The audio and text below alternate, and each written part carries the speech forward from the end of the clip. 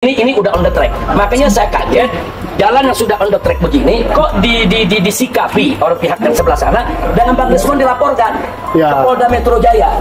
Nah saya pikir ini ke Polda Metro Jaya nggak usah diproses lagi lah, itu laporan diabaikan aja, bukan, sebab ini kan penelitian ilmiah yang mesti dibuktikan, bukan dikriminalisasi.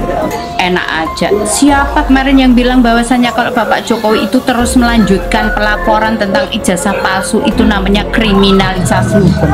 Dan mungkin dulu bicara saya keselio yang namanya manusia dia juga baru menjabat kan. Assalamualaikum warahmatullahi wabarakatuh. Baik lagi di channel Akbar CK. Gimana kabar kawan-kawan? Semoga kita semua selalu diberikan kesehatan dan rezeki yang melimpah oleh Yang Maha Kuasa. Di video kali ini kita akan menampilkan beberapa video, di antaranya Bung Hasan Nasbi batal mengundurkan diri. Bukan batal mengundurkan diri sih sebetulnya, Pak Prabowo menolak pengunduran diri dari Bung Hasan Nasbi sebagai kepala PCU di kabinetnya Pak Prabowo Subianto. Pak Prabowo terang-terangan ya membela Bung Hasan Nasbi. Dan juga kita akan menyaksikan ini Rismond yang mendatangi Habib Rizik meminta dukungan dan perlindungan soal dilaporkannya gerombolan ini oleh Pak Jokowi soal fitnah ijazah palsu. Dan juga komentar netizen ya. Komentar netizen luar biasa ya, sangat pedas mengomentari gerombolan ini yang meminta perlindungan kepada Habib Rizik. Nah, seperti apa video selengkapnya tanpa berlama-lama, langsung kita simak videonya berikut ini. Tapi sejak yang pengunduran diri itu, apakah akses ke presiden untuk rapat juga sekarang sudah lebih terbuka untuk TCO? Saya baru bertugas hari ini. Jadi kemarin saya ikut rapat kabinet, hari ini saya mulai ngantor lagi. Iya, gitu kira-kira. Komunikasi atau hubungan sama berarti baik-baik aja. Hubungan tidak ada masalah. Jadi maksud saya gini, teman-teman, kemarin itu ada hal-hal yang mungkin memang tidak bisa saya atasi sama sekali. Dan ini bukan bukan kemarahan, bukan ngambek, bukan hard feeling, itu enggak. Jadi kita kan memang harus tahu aja batas kita sampai di mana untuk melakukan ini. Tapi dari Bapak Mensesnek dan Bapak Seskap kemudian menyatakan bahwa hal-hal yang kemarin kemudian tidak bisa diatasi, beliau berdua akan bantu mengatasinya. Kalau boleh disampaikan hal-hal yang tidak bisa diatasi itu mungkin apa sih Bang sebenarnya, apa komunikasi atau yang jelas ke depan tentu akan lebih baik lagi. Ya. Yang nggak usah dijabarkan lah, insya Allah ke depan akan jauh lebih baik lagi. Oke, terima kasih. Ya, cukup. Satu lagi. Ya, masih ada. Ya. Penasaran mungkin apa yang pada bocoran buat Bang Hasan ini menerima lagi untuk sebagai kepala presiden. Saya kan loyal sama presiden, jadi tahu diri itu bukan sesuatu yang bertentangan dengan loyalitas kan. Tapi begitu diperintahkan untuk melanjutkan, ya sudah, kita sebagai bawahan beliau, sebagai anak buah beliau, ya patuh untuk melanjutkannya. Jelas ya, Bung Hasan Nasbi ini dipinta untuk melanjutkan. Jadi intinya pengunduran diri Bung Hasan Nasbi ini ditolak oleh Bapak Presiden Prabowo Subianto ya. Oke. Gitu. Sini ada keselio wajar. Ada hilaf wajar, karena kita ada menteri-menteri yang sudah senior, sudah lama pengalaman, ada yang baru, ya kan? Ya kan, baru menjabat. Saya aja baru menjabat berapa hari presiden, salah jalan di Istana Merdeka. Bener, cari WC, di mana WC? Wajar. Jadi kita sudah lah, saya ya ada mungkin dulu bicara saya keselio yang namanya manusia dia juga baru menjabat kan. Ya, kan? Kalau yang senior salah bicara, salah. Ya, melanggar salah bicara, ya bisa. Udah jelas ya keputusan Pak Prabowo Subianto untuk mempertahankan Bung Hasan Nasbi sebagai kepala PCO ya. Orang secerdas Bung Hasan Nasbi sangat disayangkan kalau seandainya keluar ataupun mengundurkan diri dari kabinetnya Pak Prabowo Subianto. Bahkan seperti yang kita ketahui, jasanya Bung Hasan Nasbi ini untuk kemenangan Prabowo Gibran pada saat Pilpres itu luar biasa ya. mengikuti perjuangan Bang Desmond dan kawan-kawan. Makasih. Dan kawan-kawan, ada Pak Roy Suryo, ada Dr. Iva, ada Pak Sal Fadila, ya, ada Pak Kurnia juga, dan lain sebagainya. Intinya dari apa yang saya lihat, saya perhatikan, saya cermati yang dilakukan oleh Bang Desmond dan kawan-kawan, itu sudah on the track, udah betul itu jalan. Pertama, bukan sekedar ngomong keluar-keluar nggak karuan, tapi betul-betul satu penelitian secara ilmiah. Nah, itu pertama, itu jalan sudah benar, satu penelitian ilmiah. Dan langkah kedua juga sudah benar. Nah, untuk membuktikan penelitian ilmiah ini, karena ini menyangkut persoalan kriminal, kejahatan, pidana, maka harus dibuktikan di pengadilan. Makanya langkah kedua Bang Rismond dan kawan-kawan melaporkan soal ijazah palsu ini ke Bareskrim Mabes Polri, itu juga sudah benar. Memang harus seperti itu. Jadi ada penelitian ilmiahnya, kemudian tentu habis penelitian ilmiah kan ada pembuktian ilmiah. Nah, pembuktian ilmiah ini yang punya legitimasi dong. Nah, pembuktian ilmiah yang punya legitimasi dalam bidang kriminal atau kejahatan adalah pengadilan. Nah, untuk masuk ke pengadilan tentu mesti lewat pelaporan. Jadi langkah yang dilakukan Bang Desmond sudah on the track, sudah benar. Nah, maka itu kita berharap Bareskrim Mabes Polri betul-betul fokus serius memproses laporan ini. Panggil yaitu yang diduga melakukan daripada pemalsuan ijazah. Jadikan tersangka, seret ke pengadilan. Nanti di pengadilan kita buktikan. Kalau memang ijazahnya asli, bawa, buktikan itu ijazah di pengadilan. Nah, otomatis kalau terbukti asli, analisa daripada penelitiannya kan jadi gugur oleh putusan pengadilan. Tapi kalau ternyata nggak bisa dibuktikan, atau yang bersangkutan nggak datang, atau ijazahnya nggak dibawa, atau justru terbukti itu memang palsu, ya mesti dihukum pemalsu ijazah.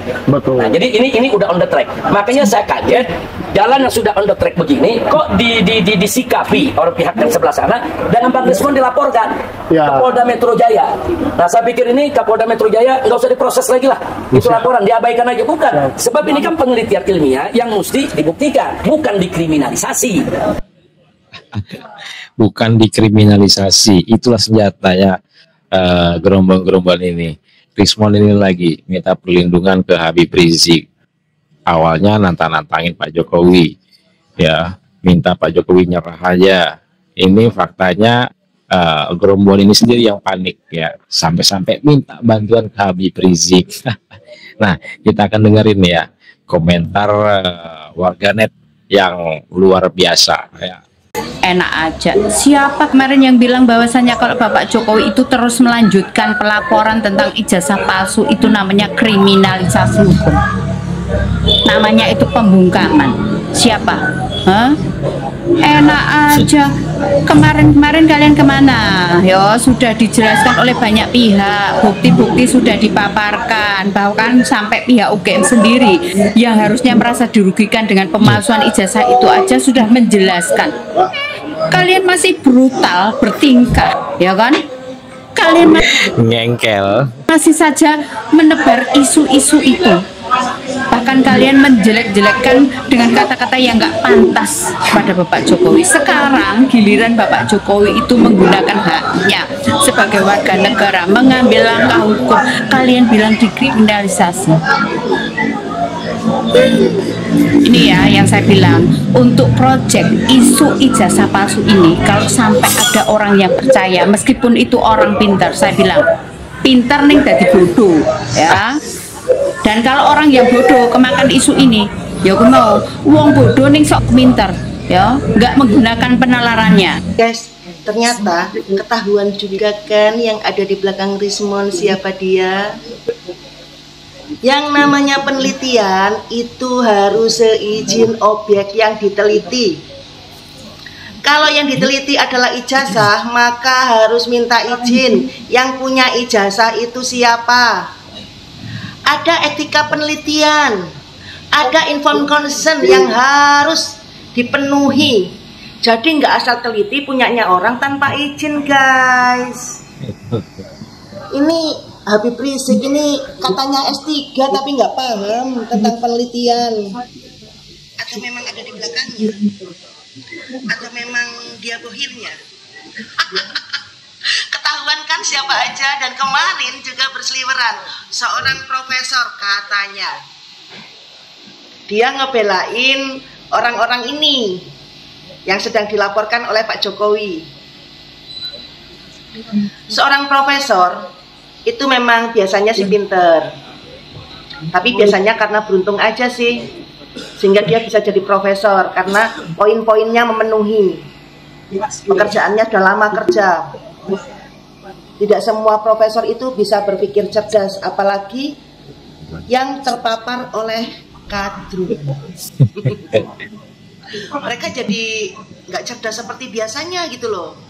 Dulu-dulunya cerdas waktu mau jadi profesor, waktu proses ke doktor itu cerdas, tapi setelah dia terpapar, jadi pola pikirnya berbeda. Jadi tampak tidak cerdas. Sayang sekali, wahai profesor. Dan ini lagi, Bapak Habib, Anda itu katanya S3, tapi nggak paham bagaimana cara melakukan penelitian yang bisa dianggap legal, bisa dianggap penelitian itu bisa dipertanggungjawabkan secara hukum. Mau Anda meneliti 1000 kali masalah ini kalau tanpa izin, ya nggak bakalan bisa dipakai hasil penelitiannya. Apalagi hasil penelitian itu ada tingkat kesalahan, ada human error. Makanya biasanya hasil penelitian itu tidak bisa dipercaya 100%. Bagaimana mungkin Rismond yang seorang dokter juga bisa menyimpulkan bahwa penelitiannya 1 miliar % akurat? Kan ya aneh toh. Kamu itu Rismond jangan terlalu sombong. Jangan terlalu sombong. Kamu cuma ahli di satu keahlian aja, sombongnya setengah mati Rismond. Banyak orang Indonesia yang pinter-pinter, yang memiliki banyak magister, banyak doktor tuh ada, tapi juga nggak kayak kamu. Bukan karena mereka nggak pinter, tapi mereka tahu cara memanfaatkan kepinterannya. Tahu bagaimana dampak dari apa yang kita lakukan, dampak jangka pendek, jangka panjang, itu dia sudah memperhitungkan. Tidak asal mengerjakan aja. Atau memang karena kamu butuh duit, sehingga dengan adanya tawaran uang yang berlimpah, akhirnya kamu mau-mau aja. Kamu itu pinter harusnya, S3. Kok ya mau dikorbankan orang-orang seperti itu? Kok yang mau kamu itu kehilangan akal sehatmu, kemudian marah-marah, nyumpah-nyumpahin Jokowi? Aduh, gimana sih? Malu masyarakat Indonesia punya seorang yang katanya intelektualnya tinggi seperti kamu. Malu. Bahkan sampai presiden atau mantan presiden Jokowi itu merasa dihina sehina-hinanya, direndahkan serendah-rendahnya karena kalian berempat atau berlima itu meneliti tanpa izin. Ijazah Pak Jokowi bukan objek penelitian. Universitas yang sangat besar itu sudah menyampaikan dan menyatakan bahwa ijazahnya itu asli.